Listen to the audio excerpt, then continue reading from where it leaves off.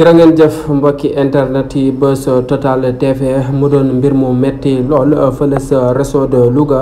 ab accident bu metti lool ba ñaar fukki bakkan ak ñaar dees sur le coup mën wax sax Daniel li nga xamante ne si mooy ñi see gaañu muy ñaar fukki ak ñett bak ñetteel moom rek sa hôpital la mujjee génn mu doon choc bu doy waar lool bu metti lool bu tiis lool ñu bëree bëri rek ba nu gisee li nga xamante ne si mooy boobeel oto di bu bis moom nag dafa daanu ba tax na rek ñu bëree bëri ñàkk si li nga xamante ne si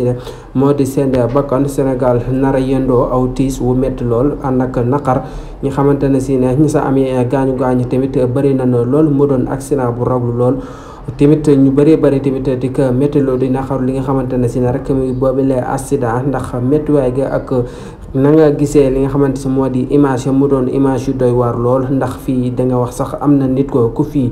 génnee ndax yooyu la image ñuy gën mu raglu lool te tiitlu ñu ñaanal rek képp ku sa génn àdduna rek yàlla na la yàlla xaare àjjanay firdaws yi ñu sa ami gaañu yàlla fëgg seen bopp ba yëkkati ko jàmm.